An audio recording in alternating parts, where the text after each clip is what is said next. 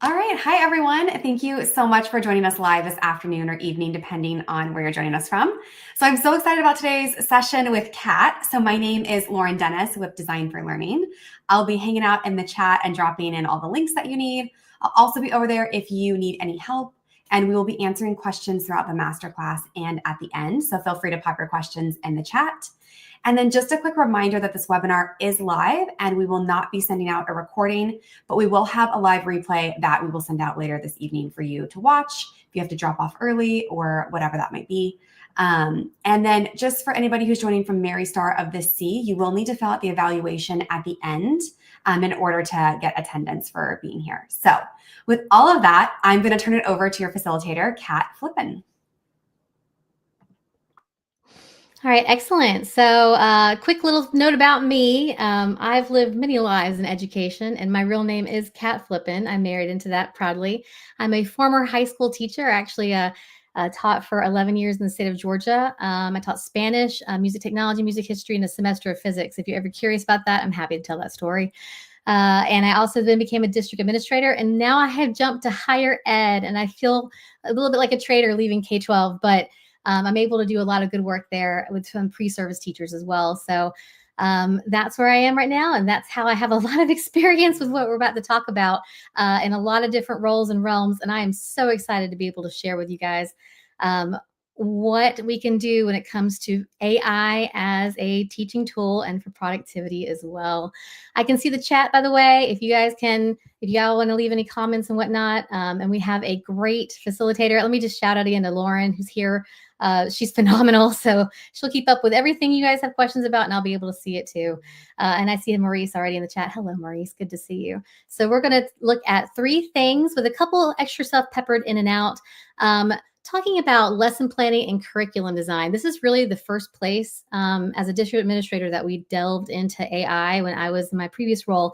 In my previous role, I was a personalized learning coordinator and instructional technology coordinator, small district, which meant you had multiple roles, right? So we did some stuff with lesson planning and curriculum design. Also, I want to talk with something I'm actually really passionate about, using AI for productivity and time management. And I say it here in this session later, and I'm going to emphasize this again. We should be focusing first and foremost on students, but what actually takes up most of our time? I'm just let you sit on that just for a second, because you know the answer and I know the answer. And AI can possibly be a solution to help with that. Also, work-life balance is a thing. Even in education, it really is. And I want to end talking about optimizing AI as your own teaching assistant. There are some things and some tips and tricks I want to share with you to make AI work even better for you. And I'll show y'all some examples too. And I want to also have a quick note to say that exclusively here in this session, and something also I feel very strongly about, I'm using generative AI. What that means is I'm using programs like ChatGPT, Google Gemini, which is phenomenal too. There's a new one called Claude. If you're on X, they have Grok, and I don't use Grok for any of that. But Claude is really up and coming and very popular, especially in higher ed. But my 2 that I focus on is ChatGPT and Gemini. So I don't buy any other third-party tools. I feel like I want to be able to control everything that I input into AI, tell it what I want it to remember, what I don't want it to remember, and then I can jump to their conversation. It just seems like using those specific tools as a large language model, generative AI specifically, so not like DIFIT or any other kind of education-focused tool, helps me better in all my variety of roles. So as a classroom teacher, you're not just teaching, you're also creating, you're also streamlining, you're also communicating. I feel that generative AI tools are the way to go first and foremost. So for this session today, I'll be using ChatGPT and Gemini almost exclusively. So just so you're aware, but y'all can use Claude or Grok or any other tool that exists. But those are the 2 I'll be focusing on. All right, so let's dive into the most useful and also potentially the most controversial part of AI. And I have some great anecdotal stories about when I first started working on teaching AI throughout my district. So some quick information. I worked at Jackson County Schools in my previous career. Now I'm at University of Georgia, so go Dogs. If you're an Alabama fan, I forgive you massively right now, so you're okay. And we're not going to talk about the SEC championship. So Just put that aside, but go dogs. And yes, with Jackson County Schools, which is now, by the way, the third fastest growing school district in the nation. I left before that happened. We talked about AI and how we could leverage AI. And yes, Miss Lee, I see you. I want to use ChatGPT and Google's Gemini. A side note, also, I need to mention, I actually pay for ChatGPT, but I don't for Gemini because I want to be able to show kind of both sides of things. Okay. So let's dive into this really quick. And I have a question for those of you in the chat. And I want you to be honest. How long does it take you to create a new assessment from scratch?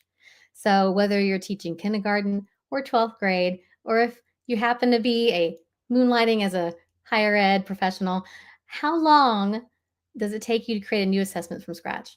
If you're a fellow district administrator like I was, or principal, think back on the time when you were in the classroom. I'm curious to know. And I didn't specify what type of assessment on purpose. Hours. Yes, it really does. It really does. Right? An hour plus, right? There is just a couple hours. Oh, yeah. Oh, yeah. It's when you really think about it, it's scary. So my first year teaching, I actually so Vincent said about an hour, yeah. I actually went an alternative route to become a teacher. So I didn't do pre-service in college. I only found out after my undergrad how much I liked teaching. So I delved into teaching then. So I never got any kind of formalized training. And my first year teaching, I was very happy. I didn't have kids. I wasn't married because my entire life, from awake to asleep, was basically, if I wasn't teaching, I was doing a bunch of other stuff. And then at home, I was creating all these materials. And there was one time when I taught music technology and music history, there was no curriculum. So I was creating everything from scratch. Hours. I remember there was one semester, my first year teaching, I think it was a spring semester. We got into the harder stuff. At the time, I was teaching Spanish. And it took, gosh, I would not leave work until 9:30, 10 o'clock at night. I was always the last one there at the building. That takes a phenomenal amount of time when you should have a work-life balance, one, and two, things should be a little easier to create, especially if there are no materials around. So, how can we leverage AI in order to make this process of assessment creation, lesson planning, curriculum designing, all these pieces, just make it faster? And let me have a quick aside here. We're not replacing, okay? We're not going to put stuff in and ask questions and just accept it as fact. One thing about AI that I want to emphasize, it's a new digital literacy. I want you, when you're using AI, to always know you're going to go back and refine and refine and refine. You always have a part of yourself into this. You're never going to take everything as it is. So, with that, how could you use this for lesson planning and curriculum design? So, every section that I'm providing for you guys, we'll have a quick overview of how you could use this kind of stuff. But then I also want to look at some actual prompts and show you what happens when you put those in. I want to be able to blow your minds for some people.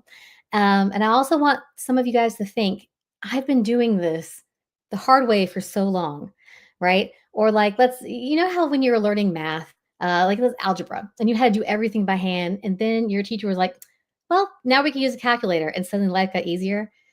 This is literally the same type of concept. And by the way, Lauren, someone said the slide deck requires login to access. So I'll let Lauren handle that again. She's wonderful in the chat. We love Lauren. So you can generate complete lesson plans. You can. And as much as somebody might be saying, really, can you? Yes, you really can. Again, it's a conversation and you're going to refine it over and over and over again, right? It also can suggest some engaging activities. The term engagement is so hard to wrap your head around. Let something else wrap its own head around it, and then you can run from there, right? What I love, and I think what blew the minds of other district administrators and principals, the way you can align to standards and also some other little pieces, not necessarily standards, but like DOK levels, which I'm going to show you on a little bit. Yeah, that's phenomenal because it takes so much work sometimes to do that. And again, you're not going to take it as fact. You're always going to go back and read over everything, but it helps cut down on potentially hours and hours of work. And something that I'm pretty passionate about is differentiating for student needs. So part of my multitudinal role, I also oversaw for 3 years ELL or ESOL students in the department there. And I, again, my mom is a first generation American. So that's how I ended up teaching Spanish, by the way, and being able to translate into a variety of languages. This becomes phenomenal for that. I can't tell you when I was as a district administrator, I would have a second grade teacher come to me saying, I just had a Korean student join my class who doesn't speak any bit of English. We have some introductory materials, but then what do I do then? When AI came about, it revolutionized that. So I'm going to show y'all some of that as well. And Marie says, I've struggled. I've struggled with the standard line. All right. To be frank, me too, because it gets so convoluted. I never taught a core class. So all my core teachers, I have so much respect for you. So by core, language arts, math, social studies, science, yes. The amount of detail you have to put into everything you do just blows my mind. And I was never I never had to go that far doing music in Spanish. So this is my love note to you guys. Also, something that's really nice, generate practice questions and a quick asterisk there. I'll show you in a little bit. But also generate examples. And one thing that I lacked, especially as a new teacher, or let's say if I had one of my best friends, an elementary teacher, when she had to switch from first grade to fourth grade, she didn't have like working student examples of projects, like a bad example and a good example. AI can generate that for you now, which is phenomenal. So a good way of using AI there. And there's just a ton more. And so I'm going to actually, with lesson planning in particular, I'm going to give you some what are called prompts. We're actually going to look in real time to see what happens with that. And then also give you an example just with lesson planning of exactly how many things you can ask AI to do for you. All right, you're ready to have your minds blown. Okay, so we're going to actually do some prompting. I'm going to start with ChatGPT, and you're going to see a lot of my ChatGPT. And also, we'll go to Gemini too. What's really phenomenal, by the way, are how different both of them are. So they're called LLMs, large language models. They all have different mechanisms for how they come across their answers. One of the reasons why I like to use both is sometimes I get two different things, right? And if you pay for ChatGPT, they actually have their own different ways of approaching things, a 4 and a 3 and a 1. We're not going to get into the details of that right now, but just know that you can pick your language model and what kind of suits your needs. And at the very end, we go over some refining details that will also affect which one you want to use. All right, so let's take this prompt here. So create a detailed lesson plan for whatever grade level subject on the topic. Include objectives, standards, alignment, materials, step by, you get the idea, like include everything, right? So we're going to grab that prompt right now. All right, and I'm going to copy that here. And I'm going to come over here to ChatGPT. And you'll notice, by the way, here's my ChatGPT interface. I'm gonna make sure you can see what I see. Good. All right. I have these things called projects. I'll talk about it if we have time at the end. But right here on the left, you see a bunch of other stuff I've been working on. And I do, if you are a geeky, if you're like a level 5 on a scale of 1 to 5, you're a ninja with AI. I prefer a 4.0 for all these things. But I'm going to come here and ask anything. All right, well, let me paste this right here. And let's pick a grade level. So I'm going to pick, because I have a 5th grader currently. So 5th grade. And let's do, let's do language arts. Okay, on a topic right now that she's learning in language arts. Actually, you know what? Let's do informational writing. Okay, so I'm going to go ahead and click here and give it some time to think. And instantly, it gives me exactly what I asked for. It gives me a duration of how long it needs to be. Notice I didn't say how long I needed it to be. So create a detailed lesson plan for a 5th grade language arts class, blah, blah, blah, blah, blah. Once it is done doing all this work, this is the part I have a conversation. So with generative AI, it's called a chat in both Gemini and ChatGPT. You can go back and forth with it to refine it over and over and over again, right? So by the way, these Common Core state standards, it automatically picked that, but I can actually say I want Georgia in just a little bit. So let's let it finish up here. All right, it finished. A nice little rocket. And I want to say this needs to be 90 minutes long. Notice I don't care about typos, by the way. For those of us who have typos a lot when we type fast, don't worry about typos. It understands you. So it needs to be 90 minutes long.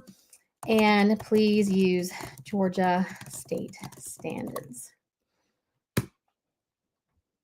And I'll say, sure. So it starts working on it right now. 90 minutes. There's my objectives. There's the standards of excellence for Georgia. And I'll keep on going and so forth. If you're curious, you're like, what would Gemini do? What would Google do, right? Let's pop over here to Google. So this is the Gemini interface. You'll notice I've been helping my 7th grader working on her math work recently. So just as fast, right? Oh, but I didn't actually do the whole thing. Let me go back and copy again with my details. Look, I love how it just picked one randomly for me. If I want to actually go and edit it, I can actually edit that text, so I don't have to have another chat. Let's see if it wants to actually paste. It doesn't. So I'm going to edit that right now. Let's copy that. Let's try again here with enthusiasm. I'm going to update that. There we go. So now it'll fix that for me. It automatically did 45-minute session. Again, I don't know why. It just randomly picked 45, but I can go back and refine it once it's done generating. And then let's say that you love it, or let's say that you're like, I really need to go and look at it in some other interface that's not this, because it is difficult to read. Well, all I have to do is just copy this whole thing like so. I like that it also has materials needed. All right, and if you're a Google person like I am, I'm going to go to docs.new. You ready? Paste. Fully formatted with headers and everything else. You can go through all your document tabs here, get through everything you need to edit. Here's your starting point. What I love about this, it gives you a starting point. Is it perfect? No, not at all. Are you going to submit this if you have to turn in lesson plans? No, not at all. You need to go ahead and be like, okay, well, materials needed. Do I really need highlighters and colored pencils? Probably not, right? You have to actually do a little bit of the work here to go and read through it, refine it based upon your own personal needs. Now, I could also use this whole conversation, right, to say, like teacher reflection. I don't need a teacher reflection. I don't need a summative or formative activity. I don't want differentiation. You can come and read this and tell it, I don't like your, actually, you know what? Let's be very personal here. Say, I don't like your engaging in activities and extension. Make new ones. Let's see what it does. Expert on the spot.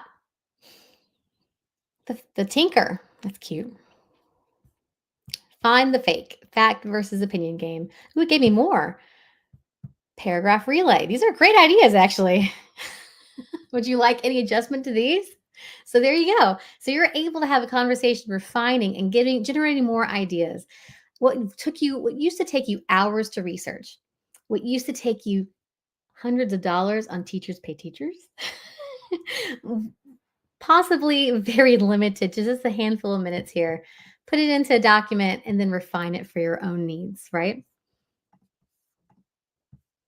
This part geeks me out. The first time I did this, I was blown. Again, coming from somebody who wrote her entire curriculum for 2 different subjects, it kind of makes me a little angry. Develop a 4-week unit plan for whatever subject and whatever topic for whatever grade level. Include weekly objectives, key concepts, essential questions, lesson sequence. Have you picked up yet on this prompt being detailed? We're going to end this session talking about prompts. I have 3 rules for prompting that will really help your life when it comes to using AI. But you'll notice right from the bat, the more detailed you are, the better your conversation to refine what you want to get out of AI. So here, you'll see suggested activities, assessments, opportunities for AI integration. You don't have to have that part. Let's say that you have more demands or more, let's say a structure that has been given to you, that you have to have everything within this certain time. You put that in here. What's really cool too, here with ChatGPT, if I make a new chat here, you see this little plus button? you actually can upload from your file and from your Google Drive. And it's the uploading from Google Drive is just a basic third-party authentication. It's not going to actually write to your drive. It just basically uploads from Drive. Gemini's the same way. It'll upload whatever document you have and you'll say, fill in the document. You have two options then too. It'll actually fill in the document, probably not in like the best formatting, but give you something you can start with, or it'll have you have document stuff you can paste into a copy of the document for yourself. It does cut down massively on all that work. But here, let's say you have a specific curriculum like outline you have to fill. You add that here, right? And you'll say, using the document provided, do this, and it will do it for you. It reads documents, it reads PDFs, it reads images. So I actually had to take a picture of a whiteboard recently and I uploaded it here and I said, can you read this? And it said, yes, this is what it says. And I had no idea it could do that. That was maybe like 2 weeks ago. Lifesaver too, because I had to make like an outline plan of it, like a timeline for stuff. And I was so excited. So yes, it reads images, people, images. All right. This one, and again, it's a lot, and I'm not going to copy and paste this whole thing. But if you're a new teacher, or if you are a mentor to somebody new, or if you're switching, gosh, all my friends who are elementary who go from first to fifth or fourth to kindergarten, back and forth, right? Or if you are a multitudinal person, like again, my one semester of physics, this would have been phenomenal. I am a new sixth grade math teacher. I need help creating this. It will help you. It will include strategies. It will include a guide for you.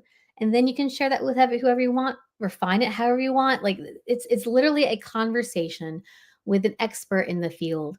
So, and I know somebody's thinking, well, where is it getting this information? When it comes to generative AI and AI in general, there is always basically the entire internet, right? It has a working function of everything that has ever been provided ever. And that's why it's really good to have a refined conversation with AI, because you want to make sure that they're getting the information right. I will tell you this too. Another reason to read through stuff, they will hallucinate. AI is what's called hallucinations. It'll pretend data. So, for example, you saw the initial 60 minutes and Gemini had 45 minutes. That's called a hallucination.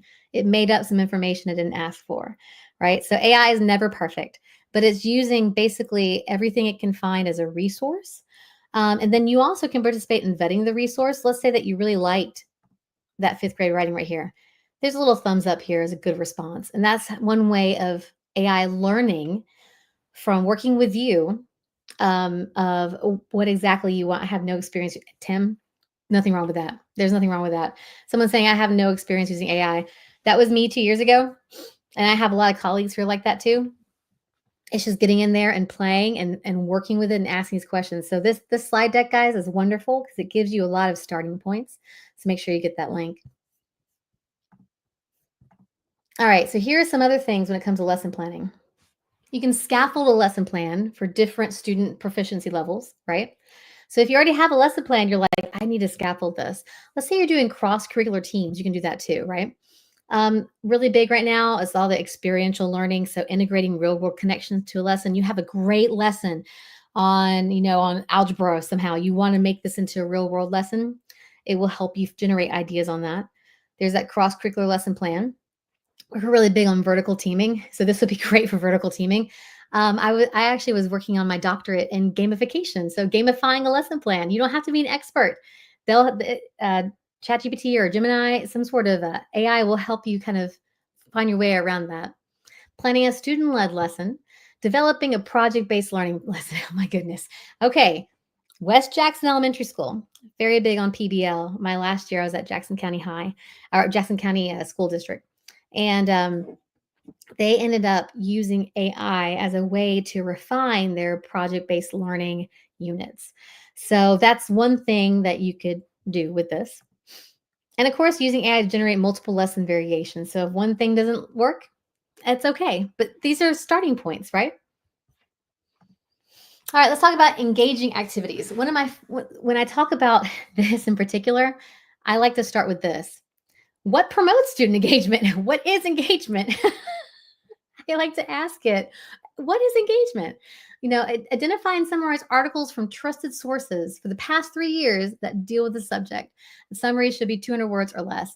And what I want to do now, I'm going to go back over here. I'm going to create a new chat. By the way, do you see how it remembers the chats? I have chats on here until I delete them, until I tell it to delete things. By the way, it has a selective memory based upon what you tell it to remember and what you delete and what you keep. But I have stuff back here for at least 2 years. I can come here and I can say, what is student engagement?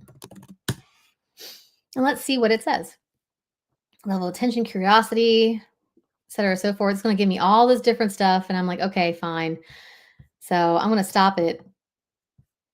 Oh, it won't let me actually go on from there. So I'll let it regenerate. I'm going to say here, explain it to me as a new teacher with a short attention span. Let's see what happens. Care about, participated, and think deeply about their learning. That's beautiful. I love it. So you see how I could personalize it to exactly how I wanted it to say, and basically the audience, right? So now I'm able to read through that really quickly and understand what is engagement. So with that in mind, I'm going to ask a couple more questions here. I wanted to create a quick, engaging bell ringer activity. So I'm going to steal that phrase. All right, and I'm going to come back here. I'm going to use the same chat because we're talking about engagement. So I'm going to let's do 9th grade world history on Tudor England. Let's see what it does. Swipe. Oh no, I don't know. This is great to have. So hook students into the world of Tudor England by having them quickly judge key figures based on short, intriguing descriptions. That is hilarious. Oh my gosh, I could instantly go with that. And especially students these days, they would probably love that. Could you imagine? I'm kind of mad that I can't share this with more people now. So there we go. It's a fun kind of thing you can do. You can also say, so recommend what technology I can use to do this. So as opposed to angsting to yourself for hours, do I use slides? Do I use something else? Is there another polling thing? How can I go about doing this? So it gives you Mentimeter, it gives you Pear Deck, it gives you Kahoot, it gives you Padlet. I'm about to ask it which one is free because we like free things, right? All right, I want something free to use. Google Forms. All right. Poll everywhere it's free for small classes. I think it's 50 users or minus. So there we go. So that way you don't, at this point, when you do things like that, it's almost like a Google search on steroids. It helps to find things that would take you hours to find, right? Isn't that cool? So slides flip. That's it. Well, it's not flip anymore, but Flipgrid from Microsoft now. But see that right there? That is incorrect. Great example in real time. It's not free for teachers anymore unless you have a Microsoft account. And even now it's embedded in Microsoft Teams. It's not the best tool anymore, sadly. So I could actually give it feedback and say, no, this is not a good response. So this is why you have to read through things. Not everything is perfect. Your Google searches aren't perfect, right? Same thing here. Love that. I'm so excited when things like that happen. Here's a fun one. If you want to do something fun for your students, write a sonnet about physics in the style of Shakespeare. As a Spanish teacher, I loved music and I loved fun things like that. I had little rhymes for things, little dance movements for things. And I'm going to date myself here, but I took Backstreet Boys, I Want It That Way. And I made a version of it with me singing, of all things, for the imperfect tense in Spanish. It took me days to write the lyrics, to figure out how I wanted to do it. Y'all, it could take 5 minutes now on AI, and it makes me so upset. But regardless, you can actually write fun things about ways to make it fun for students to read about this stuff and to have your class lessons. This is actually a real example. So someone asked, write a sonnet about physics and the style of Shakespeare. Oh, physics, queen of the natural world, thy laws and principles rule all that is, from the smallest quark to the grandest star, thy mysteries unraveled by man's wit. I love it. You could have so much fun. And then also, this is physics. What if you ask the language arts teacher, hey, what kind of poetry or what are you covering right now in language arts? And you could Make this cross-curricular somehow. That would be phenomenal, right? So a fun way of doing some kind of engagement there. All right, let's get into the more, not the, going from something fun, a sonnet, to this. It's kind of counterintuitive. But we're going to look at the things that take up a lot of your time that are necessary, but have a basically our own built-in administrative assistant help us with this, right? So here is a good example. Align a lesson on this topic for this grade level with whatever state or county education. Include the specific standard codes and explain. So notice both my previous lesson plans already had that done. Hats off to both of them, right? Because I had that in my prompt. One thing I like too here, we already have that one.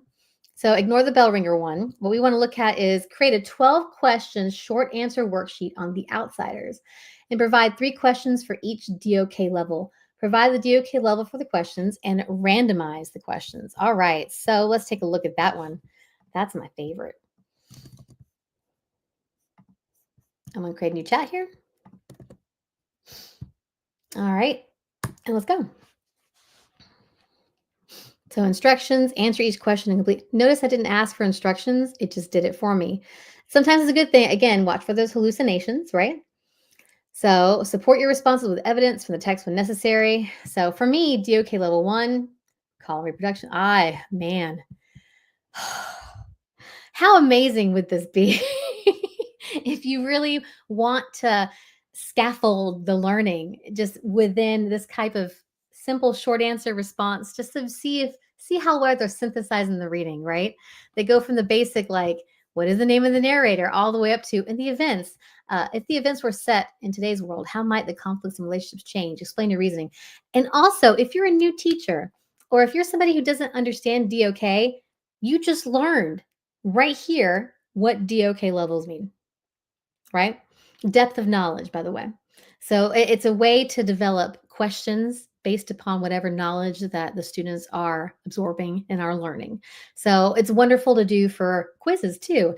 In fact, we can actually make this. Let's take this. I want to go ahead and run with this and say, create a 15 question multiple choice quiz based on the questions above, and level them by DOK level and also align to the Georgia standards. All right, you ready? All right, here we go. There's all my standards that pop up. And it gives me the questions and what they're aligned to. Oh man, guys, how wonderful is this? So keep on going through this. And as soon as I'm done, I'm going to ask it. I'm going to let it produce because I actually talk about this in a little bit. I'm going to leave that there because I don't want to give away some of the best things. So hold your thought about that. All right, it's still going. Excellent. All right, so let's talk about differentiation and accommodations too. So you can actually upload a worksheet and translate that. It will read, again, it reads documents, it reads Google Docs, it reads Microsoft Word documents, it reads PDFs. With a little asterisk there, if you have a worksheet from 1990 that you scanned in, probably won't read that. But again, you can try it. It gets better every day. So I would recommend definitely trying it, right? And here we go. Translate this quiz into Korean. You ready? Oh, it gave me an answer key already. Nice. All right, so here we go. Translate. I know, I can just leave it. Again, they don't care about typos. Translate the quiz into Korean. You ready? There you go. And I actually did the standards too. I could have said in my prompt, don't worry about, just translate the questions and the answers into Korean. I don't need all that. That's hilarious. But what's really cool, again, you remember how I showed you about Google Docs? If I go to docs.new, okay. And then I can just come here and I can highlight. So number 1, number 2, number 3, number 4. And if I copy that, you ready? Paste. Boom. Granted, I had to add some space here because it is Korean, I think. So there we go. So now, if you have students come in and their first language isn't English, especially if they're brand new and they're still learning English, or if you have students who just really need that secondary language support, this is wonderful. There was teaching Spanish actually. I was at Mill Creek High School, which is the biggest high school in the state of Georgia when I was teaching. Um, we often would take some of the more like AP tests, like practice test materials, and would try to provide some translated materials and give the students both so they could be referencing the questions in both English and Spanish that helps solidify their English while they're also not being tested on their language knowledge, right? When you're giving an assessment to somebody whose language is not first language is not English, you might potentially be testing them not on the content they're being tested on, but on their knowledge of English. So doing something like that will help to negate that and actually be able to assess if they know the content they're supposed to be learning, right? All right. So next we're going to go to this. So take the following lesson plan on whatever topic, modify it for different learning needs. I want 3 versions, one for ELL, one for students with learning disabilities, and one for advanced learners, include scaffolding techniques and accommodations. All right, so I could do that. And what I'm going to do is I'm going to say, come back here. And remember how we were already working on a lesson plan? This whole chat right here. So I'm going to say, take the lesson plan.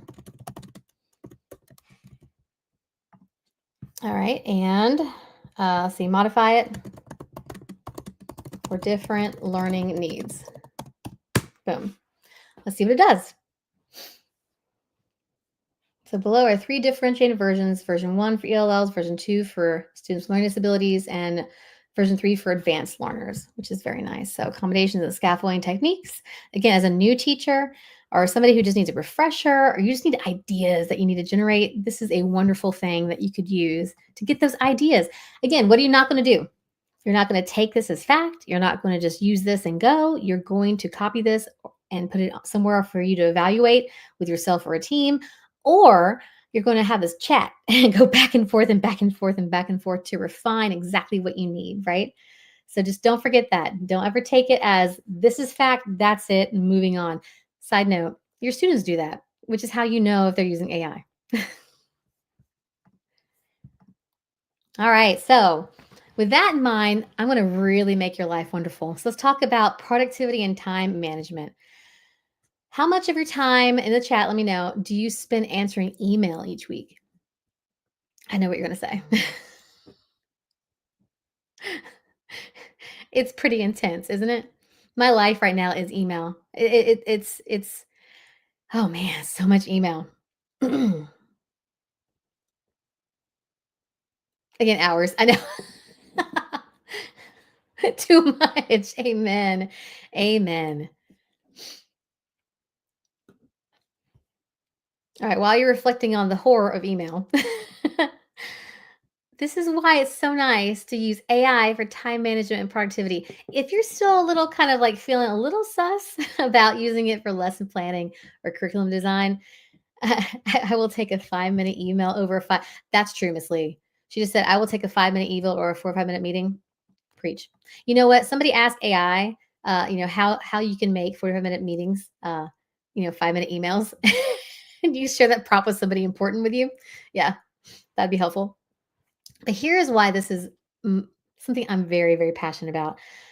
This is automotive. God, it's should be automating administrative tasks to save hours of your time and return your focus to what matters most. Students, we're supposed to be focusing on the students. How much of your time are you focusing on students?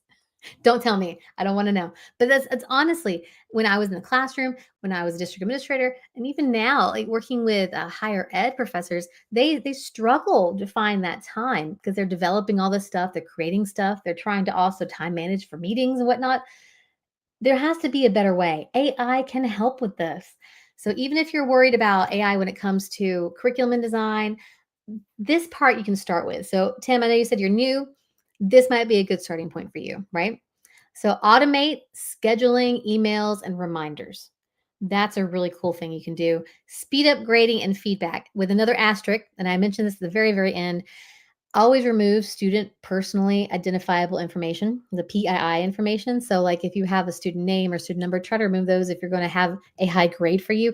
And I know some people are like, wait, there is no way I'm going to let AI grade for me. Totally respect that. You can, if you want to, put a rubric in AI and say, grade the following papers.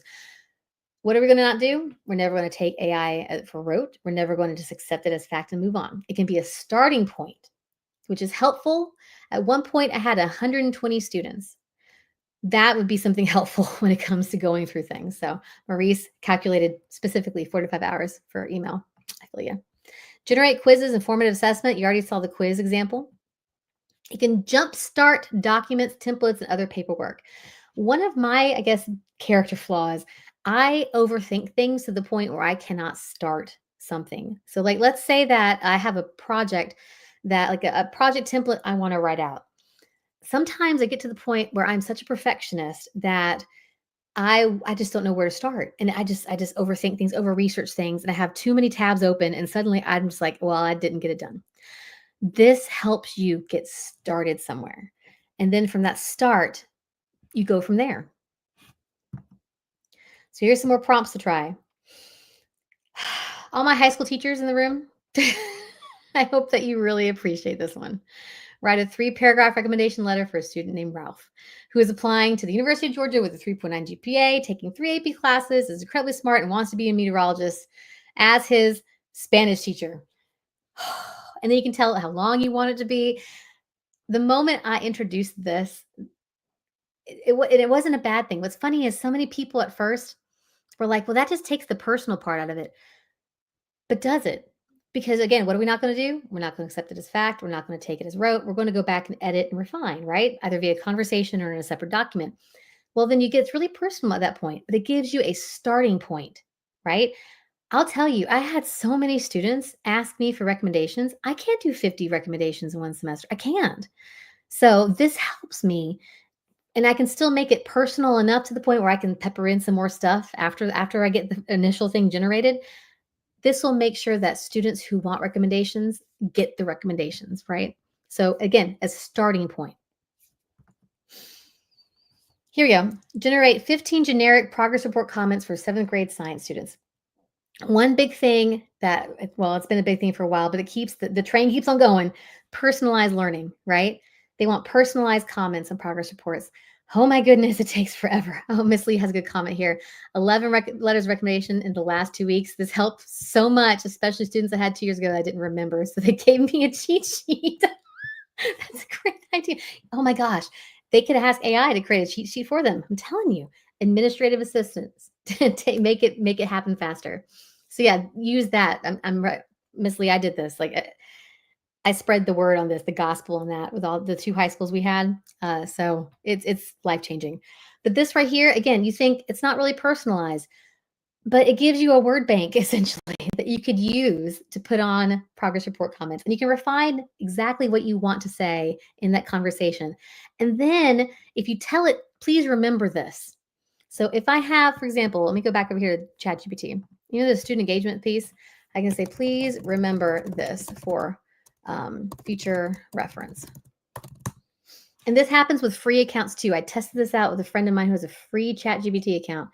It will remember based upon your account. And if you want to go back and say, hey, don't remember this, it won't. It will delete it. So now I can go to a new chat and it'll remember that. All right. So let's move on to AI for quizzes and assessment. We already did the 10-question multiple choice assessment. Isn't that wonderful? And you can go from there.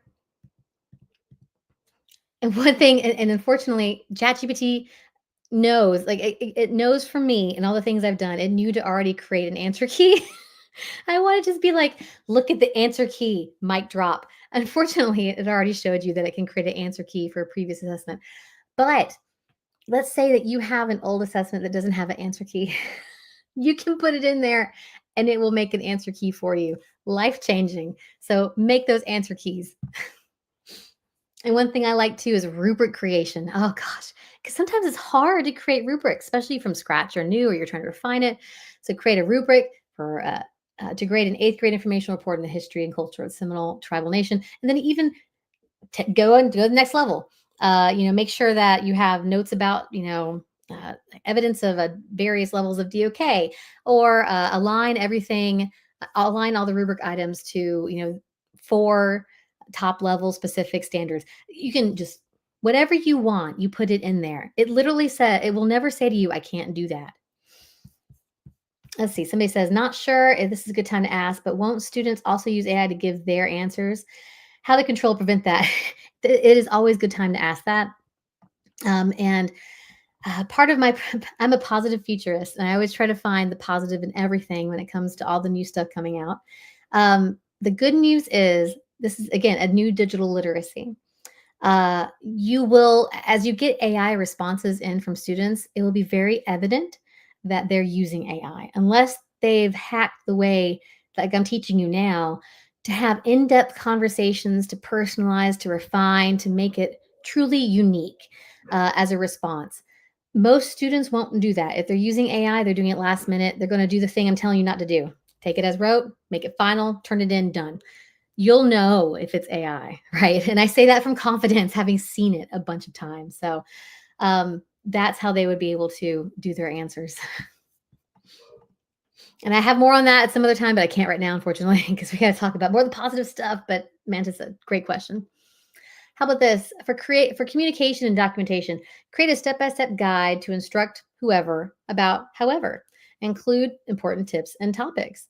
If I didn't already have all these materials created, I could have used this to create this entire presentation. Again, just a start. It's just a start, right? Because then I have to refine it based upon my audience, that kind of stuff. But it gets you started. This is one of my favorites. Write an email to parents. I should have stopped there. Write an email to parents. Write an email to parents, letting them know about the school open house event that is happening, blah, blah, blah. I write it to be, ready for this, inviting, so they will want to attend. If you are a leader in the room right now, if you're a principal, if you're a district administrator, AI will help the tonality of your messages. You can write your emails in a way that will entice people to come or entice people to read them. It will help you work on those things that you might not inherently know how to do because you're not a PR professional, right? That's not the hat you have to wear. So this is a wonderful thing to do. I actually have a chat GPT kind of conversation of template responses. So basically it just remembers the ones that I've kept. And so I'll say, I need a response to so and so about this topic, and it'll produce it for me. I'll read it over, copy it over, refine it, and send it. Cuts down on my email time massively, right? So you could use ChatGPT for that, or Gemini. All right. This is also another controversial one. I literally had a teacher storm out of my professional learning session when I first presented this. So I get that it's very controversial. But create an IEP goal for a child in 4th grade, reading 21 words per minute. This is a real, let's see if I have the actual slide. There, this is a real example. So this is actually on Twitter. If you have the slide deck, these are linked. Now, granted, I don't know if the link still works. It is. There we go. There we go. Go straight to X. So this is a real thing that happened 2 years ago. This person asked ChatGPT to write an IEP goal and give me rationale. So create an IEP goal for a child in 4th grade reading at 21 words per minute. Gave me that. And then provide a rationale for that goal. For people who have written lots of IEP goals, you feel very passionate about this. This should be very personalized. Well, let's pretend that not everybody in the room is an expert when it comes to these things. And you really want to use a source that can search the entire interwebs and find the proper terminology to use. This was the proper terminology to use. I would never have been able to produce this, right? And if you're new to this, or if you're somebody who's just like, I need to say this right, because this is a federal document, this is a great way to start. And then you refine from here. Notice that no personally identifiable information was shared, but this helps you get started. All right. And then I like to end this part with this one. AI for self-improvement. I want to get better at blank. I'm a beginner and have no prior experience. Create a 30-day plan for me to learn whatever skill from scratch. So I picked up a hobby of gardening recently, and I don't know what the heck I'm doing, and I'm trying to. So I actually have used ChatGPT to basically create a gardening plan for me. I'm going to try it out. So I have seeds, I have raised beds, I have certain types of soil. I learned how bad peat is, and basically it was really phenomenal. It gave me a good plan. It basically created a gardening plan for me for the entire growing season here. So I learned a lot. That's a personal thing, and you can also be someone who's like, ask AI. Ask AI about itself. I want to be better at using AI. I'm a beginner. So, Tim, this is for you. Create a 30-day plan, 30-day plan for me to learn AI from scratch. We have good questions. If I uploaded graded essays, could AI identify if I am being biased? I don't know. This is where I would always be concerned about the hallucinations again. Also, AI, I've actually done the weird things late at night where I ask it like, "Do you have feeling? Can you feel? Like, do you have emotions?" And it will always say, "No, I don't. I don't." I was always very curious about that. I don't know if it can identify bias. I think you might. I think it depends on the prompt. We're about to talk about prompting. I think it depends on how much detail you provide in the conversation with it, and in the way that you say, like, "This is what I need you to do for me, and here's how you can figure out if it's biased or not." Because then maybe it would be. Vincent says, "Does this make teachers into content editors?" Sometimes, because you still have to know your stuff again, because AI is never perfect. So you can't go and moonlight randomly as a fourth grade teacher, right? You have to know your content. You have to still be an expert in your field to know that it's right. For example, being a Spanish speaker, I want to go in and I want to make sure that that translation is ideal, especially if it's nuanced, if it's a special dialect I want to use, right? Marie says I cannot access the slide deck, so we'll work on that in a second. Manta says feedback. This is very exciting. For years, I have been thinking of the best way to design a small school network. I was waiting to find an expert. I just asked ChatGPT and it gave me a great answer. Excellent. Excellent. So, and hey, ask it for three more examples, like three more recommendations, three more ways that you could do this, right? Because it will give you all these ideas from which you can kind of source. Again, Google search on steroids. I like that one too. It's this one. Suggest 10 Chrome extensions for teachers designed to improve productivity. It will give you links. It will give you sources, but hallucinations do occur, right? So sometimes the links don't work. Sometimes the sources aren't real. Always vet. Never accept it as rote. Never accept it at face value. All right.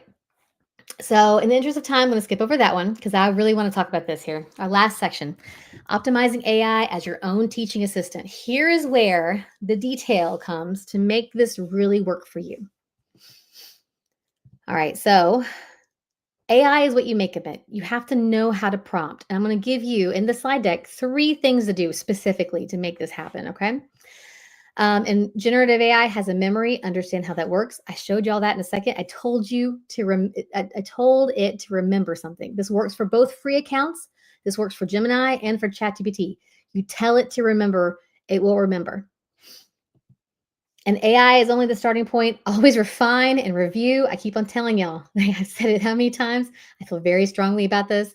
It's never the end all be all. It's the starting point, or it gives you a conversation to work through, almost like you're molding something from pottery, right? You're making things actively. So never accept it at the get-go. All right. So about the prompts. Here are my 3 tips. And I actually have resources in the document. The last slide has a ton of links all about prompts.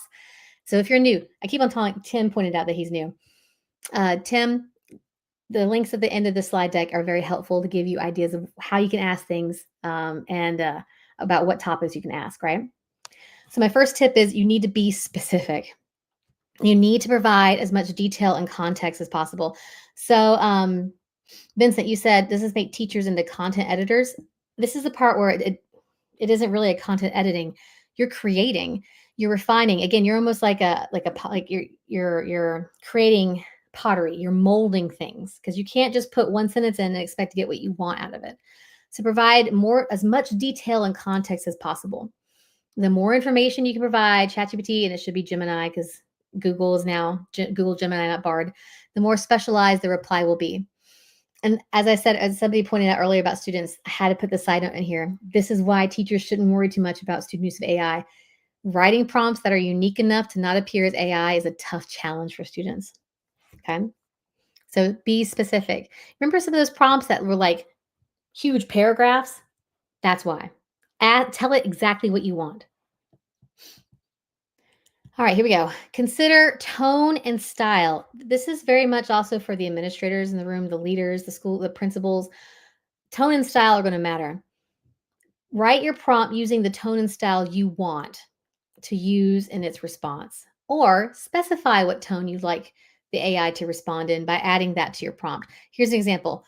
Responding in a professional manner, write an email, blah, blah, blah.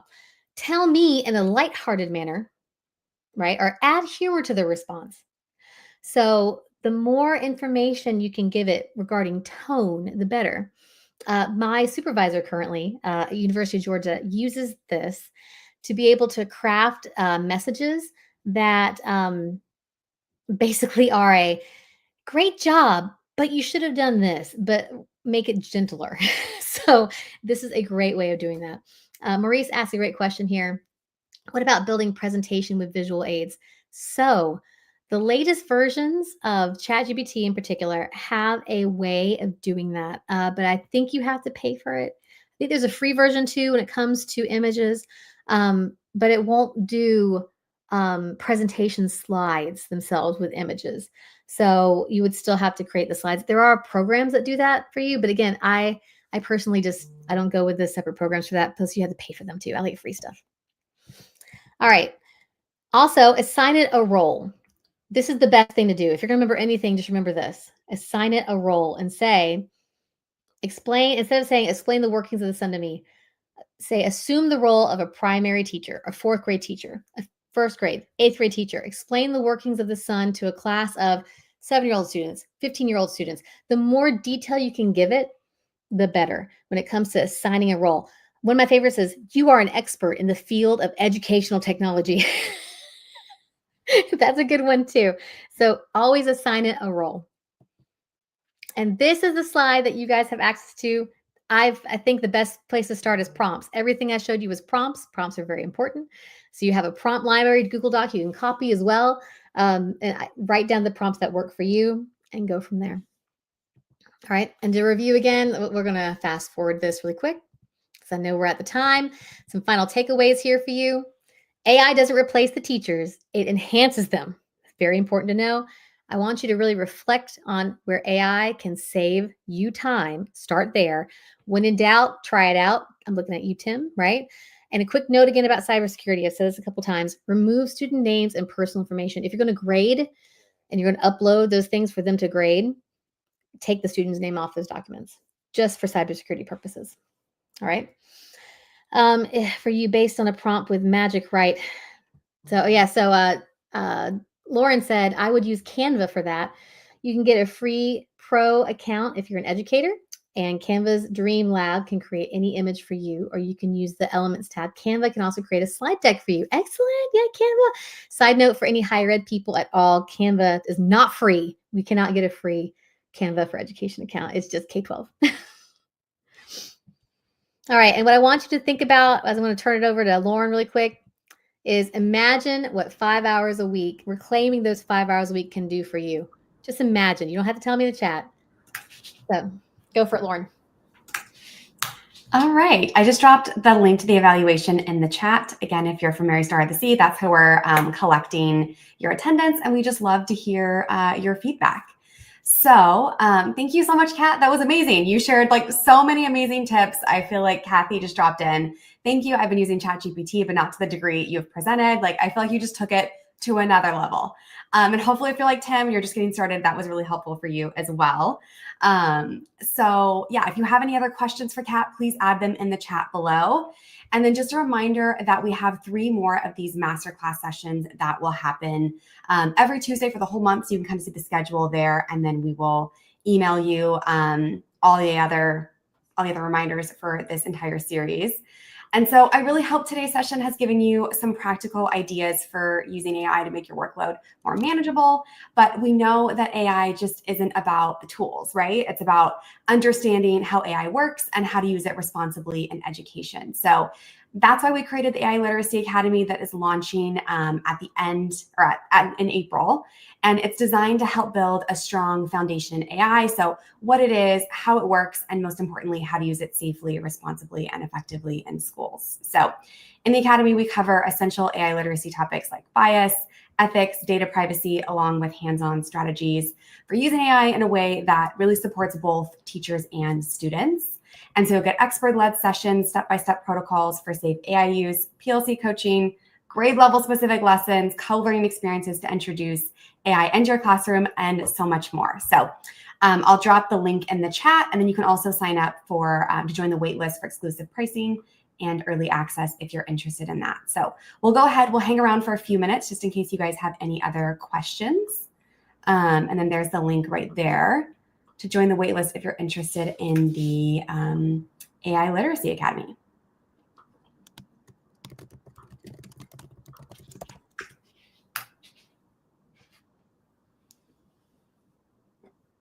Okay, I don't see any questions so far.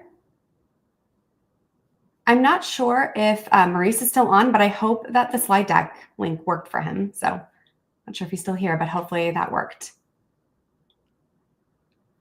Well, I'm so grateful I got to talk about something that I love. So thank you all so much for listening. No, I mean, we can tell that you're so passionate about it, but rightly so. Like it can help you save so much time. Like Oh, yeah. it's amazing. I feel like I don't know what I would do without ChatGPT. Like I'm such an overthinker when it comes to like writing emails. I'm like, does that sound okay? What like Yes. is the wording okay? And it saves me so much time. It's like, just give me the starting point. I'll go and refine, make it sound like me.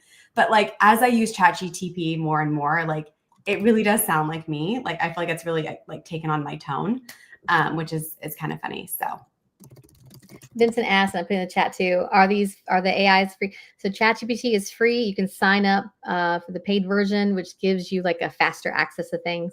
But Gemini, the version I use with y'all, that was free.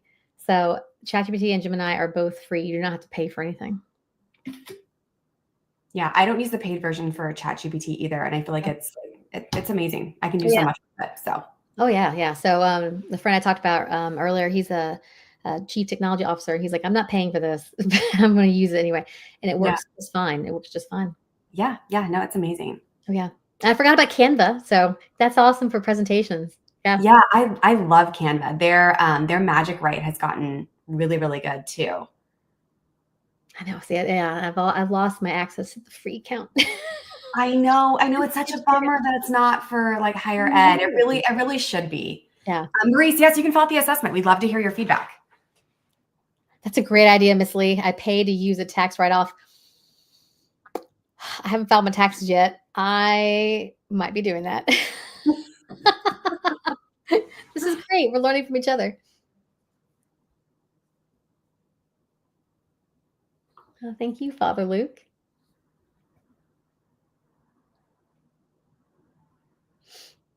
All right, we'll give it a couple more minutes in case any other questions come in, and then we'll go ahead and hop off. My little secret. I won't tell. So I'll tell you. I can't do like JavaScript coding. Wait, can AI give tax advice? Okay. Yes. I totally did it. I actually asked it to better decipher some of the tax code for me. I was so curious a couple weeks ago. I'm like, what can it do? Like it could help you with all that. It's not. I mean, yes. I would still maybe use TurboTax just in case, but man, did it help me better understand some of the different things that are out there. It's crazy. So, but I'm not a coder, so I can't do JavaScript. But we're redesigning our support website, and it's using something called Omni Update, which is like not the prettiest web interface. And I'm like, I need to make this responsive. I need to make this something they can search through. I'm going to try ChatGPT. Lauren, Amazing. I wrote freaking JavaScript. Oh my gosh. Yes. Oh my gosh, that's crazy. Yes, I was blown away when I was able to, and so it was like I was able to do like clickable buttons to search through all of our integrations for our learning management system. Oh my gosh, it was I could not do it off the top of my head. Could never do it. But it like I was able to customize it until it worked. And yeah, that was Coders should be worried. Yeah, right. I know someone that I work with, she was trying to get this automation between Microsoft Forms and Microsoft Planner, and like it wasn't like automatically like moving all the information in. Oh yeah. And so she was like having to like, kind of like write something that she could use. Oh yeah. And it like wasn't working. And she was like, it's not working, it's not working. And she like copy and pasted like what she was doing. They're like, you put it in wrong. Like, my thing's right. Yeah. So, and I was like, were you wrong? Was ChatGPT wrong? She's like, I was wrong. I was like, okay, that makes Oh sense. man. Oh man. There you go. Okay, well, I think we'll go ahead and just end it. I don't see any other questions coming in. So thank you everyone so much for joining us live. I know it could be later where you are. You're taking your time out of your busy day and your afternoon to be with us, and we so appreciate it. Thank you so much to Kat for joining us and sharing all these amazing, amazing tips. We will send you an email with all of these resources and a link to the replay later tonight. So look out for that. And then we'll see you next week for the second session on how to use AI to reduce your workload. So thank you, everyone. Thank you guys.